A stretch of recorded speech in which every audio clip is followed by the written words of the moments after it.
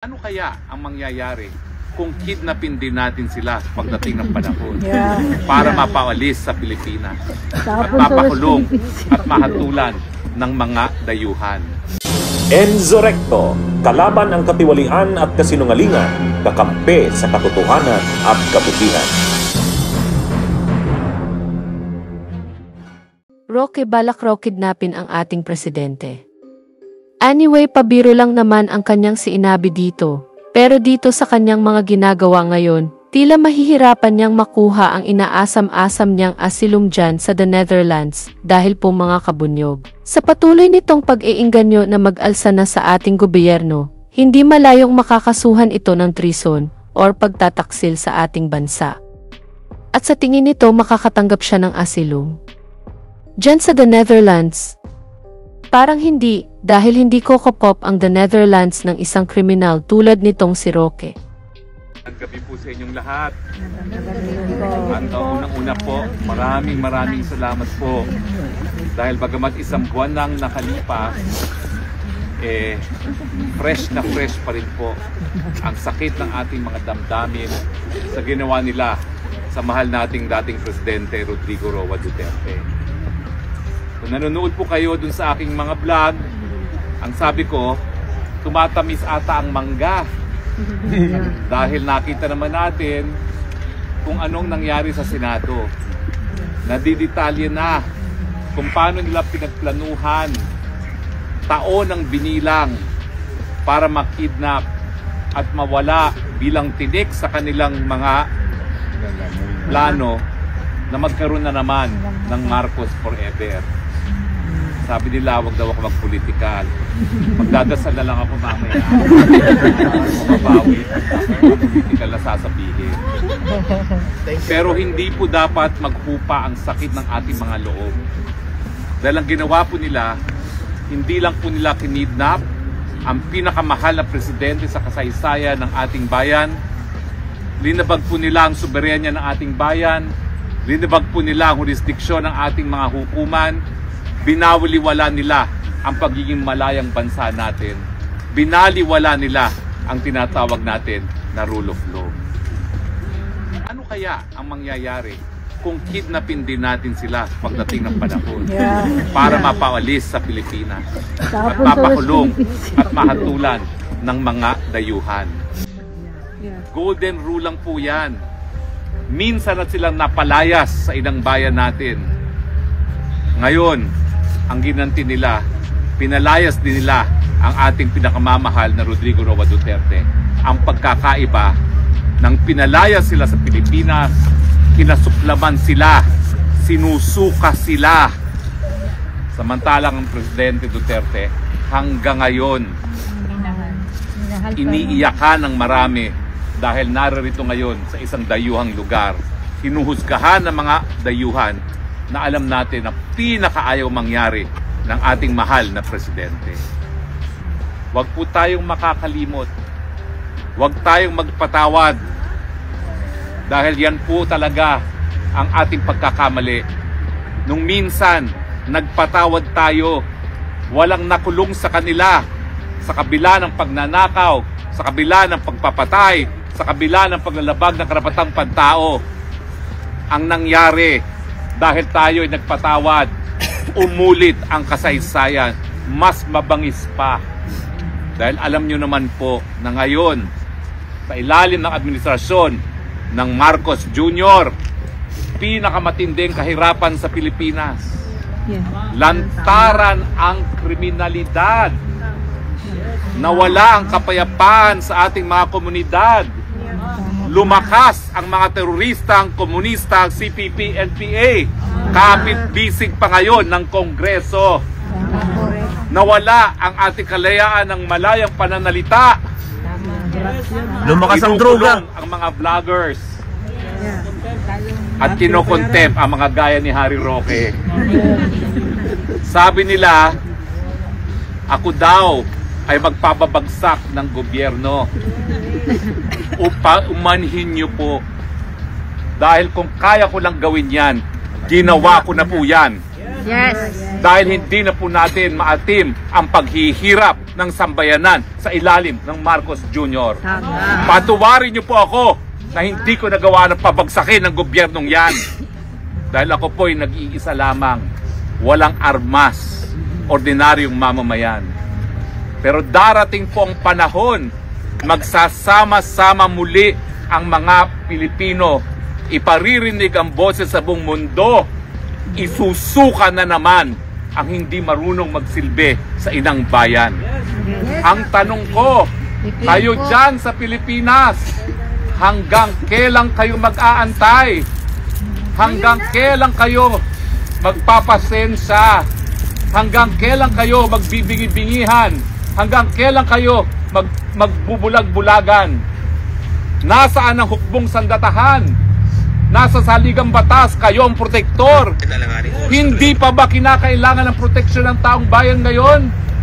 Ang Presidente Duterte na inako ang lahat ng binibintang sa kasundaluhan.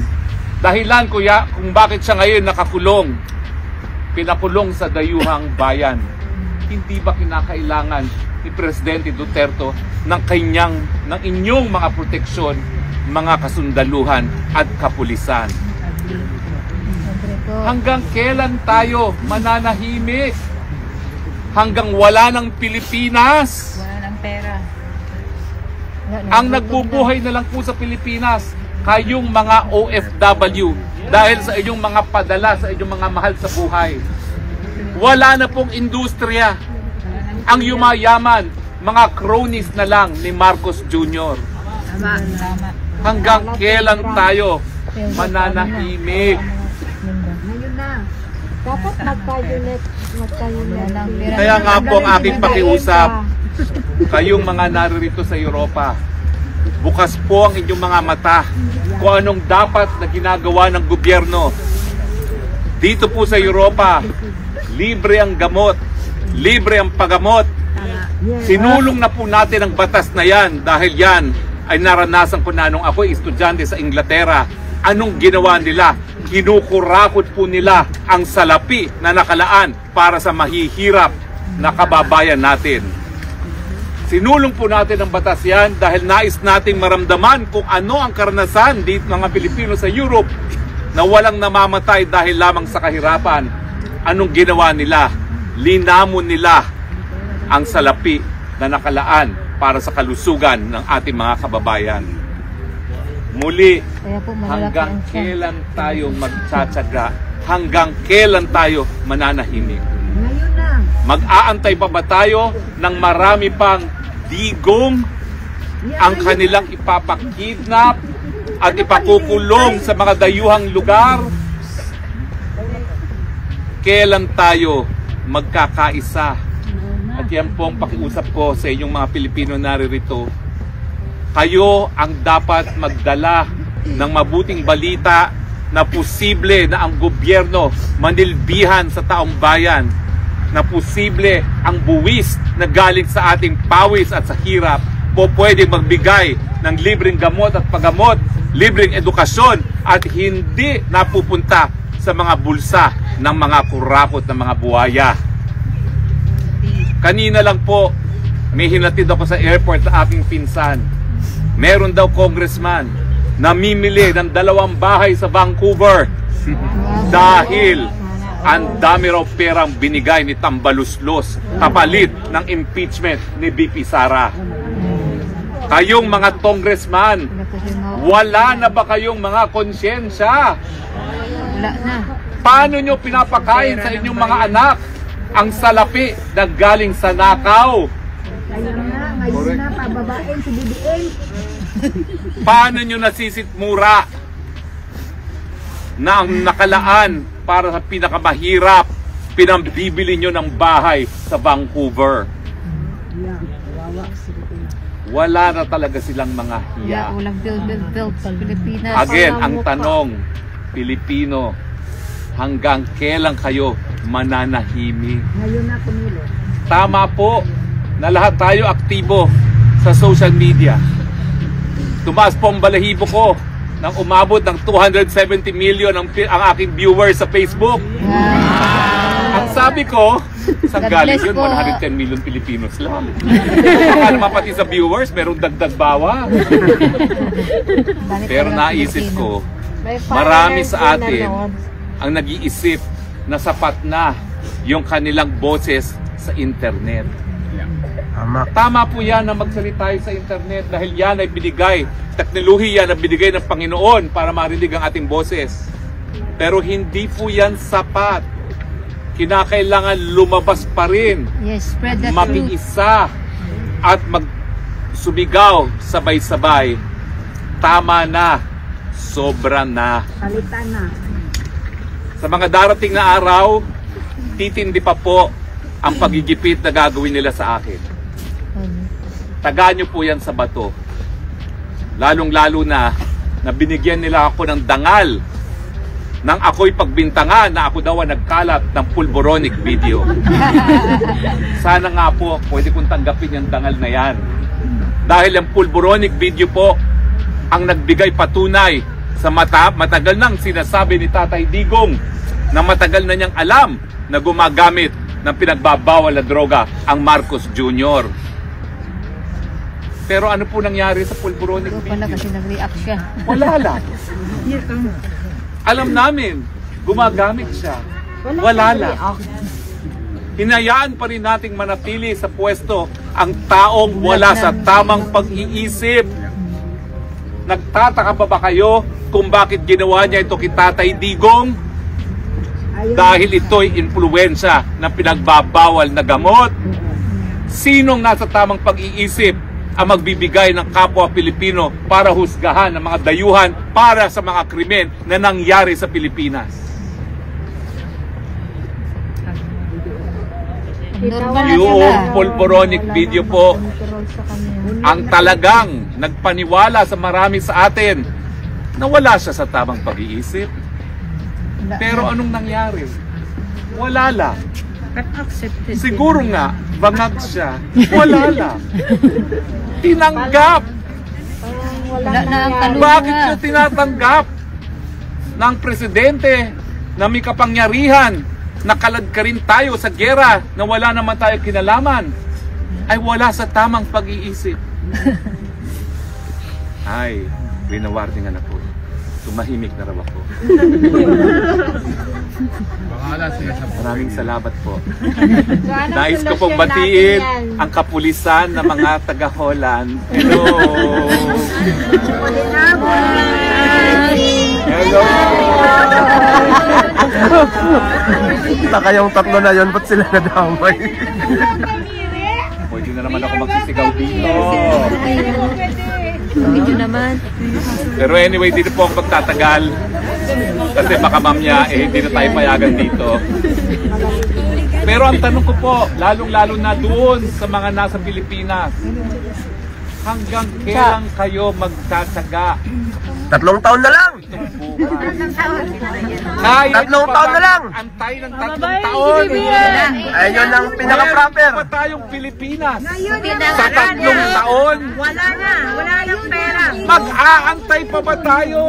Puti ng ating buhok. Kung nagawa na natin 2 beses yan sa kasaysayan natin, bakit hindi nangyayari ngayon? Ngayon na, kumilos.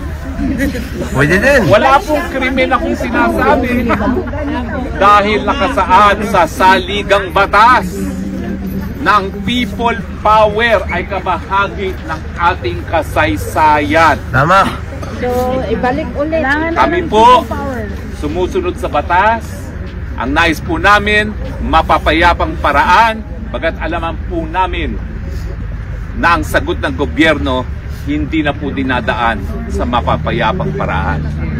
Dinadaan sa kidnapping, dinadaan sa tanim kaso, dinadaan sa pandarambong. Well, gaya na aking pangako, hindi na ako magtatagal. Dahil baka wala na raw tayong permit sa susunod. Pero maraming salamat po. Ang aking panawagan, hanggang kailan Pilipinas ang inyong pasensya? Tama na. Sobra na. Magandang gabi po sa inyo. Bigyan na ng period. Alright, thank you. Bunyog, bunyog, halikan na kasama ka. Bunyog, kapag buklod ay may pag-asa.